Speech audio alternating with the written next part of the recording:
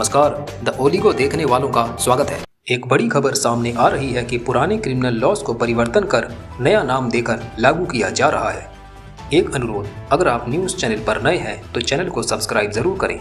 English news के लिए हमारी वेबसाइट www.theoligo.com पर विजिट करें। अब समाचार विस्तार से।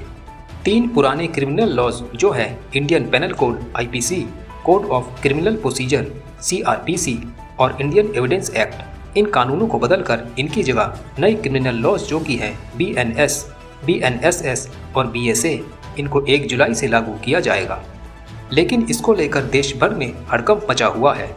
वेस्ट बंगाल की बार काउंसिल ने 28 जून को कहा कि वो 1 जुलाई को लेकर ब्लैक डे करार दे रहे हैं। वेस्ट बंगाल की बार काउंसिल के अलावा भी बार काउंसिल ऑफ इंडिया इसके विरोध में है। आम वकीलों से लेकर सुप्रीम कोर्ट के भी वरिष्ठ वकील इसके विरोध में हैं और इसी कारणवश बार काउंसिल ऑफ इंडिया और इंडियन लॉयर्स आंदोलन करने वाले हैं इसको रोक लगाने के लिए। बंगाल में 1 जुलाई को पेन डाउन स्ट्राइक रहेगी, जिसका मतलब कि कोर्ट कचहरी में वकील कुछ भी काम नहीं करेंगे और जो क्रिमिनल लॉज से जुड़े होंगे। नए क्रिमिनल लॉज की बात की जाए तो इन लॉज को पिछले 1 अगस्त को बिल के रूप में पार्लियामेंट में पेश किया गया था होम मिनिस्ट्री के द्वारा, और फिर इसको बीच में कुछ बदलाव करने का सुझाव देकर रोक दिया गया था पास करने से। लेकिन बाद में 25 दिसंबर 2023 को दोनों सदन ने इसको पास कर दिया और राष्ट्रपति जी ने भी सहमति दे दी और फिर बीजेपी ने इसकी एनफोर्समेंट डेट तय किया जो कि 1 जुलाई है। काफ़ी दिग्गज वकीलों द्वारा इस पर टिप्पणी की गई है। जैसे सुप्रीम कोर्ट के लॉयर्स इंदिरा जयसिंह और कपिल सिब्बल का कहना है कि कानून में कुछ खास बदलाव नहीं किए गए हैं, बस भाषा बदलकर हिंदी में कर दिया गया है। धाराओं की संख्या को आगे पीछे कर दिया गया है और कुछ परिवर्तन कर दी गई है जिनको हम आगे बात करेंगे। लेकिन इसके अलावा कानून की डेफिनेशन को ऐसे का ऐसा ही उतार दिया गया है हिंदी में। सबसे पहली बात यह है कि इन लॉज को हिंदी में क्यों बनाया गया है।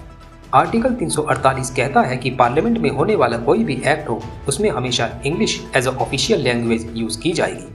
लेकिन फिर भी बीजेपी ने अपनी झूठी देशभक्ति को दर्शाने के लिए हिंदी का प्रयोग किया। लॉज में आम आदमी पार्टी के राइट्स को कम करके पुलिस को ज़्यादा पावर दे दी गई है जो भारत के नागरिक के अधिकारों को कम करता है। भारी मात्रा में पावर पुलिस के हाथ में दे दी गई है, जैसे कि पुलिस अब हिरासत में 15 दिन से लेकर 90 दिन तक रख सकती है।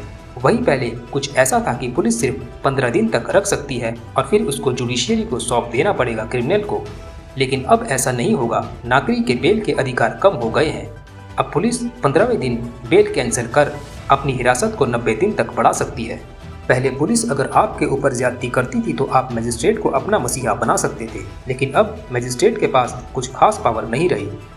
डिटेंशन से जुड़े सिलसिले में किसी बड़ी हरकत पर ही आपको अरेस्ट कर सकती थी पुलिस, लेकिन अब छोटी मोटी हिंसा होने पर या सोशल मीडिया द्वारा कुछ भी हिंसा अगर आपने की तो उसके लिए पुलिस आपको अंडर डिटेंशन अरेस्ट कर सकती है।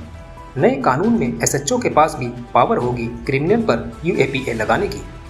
टेररिस्ट एक्ट में भी किसी छोटी मोटी हिंसा की घटना की आधार पर आपके ऊपर UAPA लगा दी जाएगी और कोई SHO लेवल का अधिकारी भी अब आपको धमका डरा सकता है।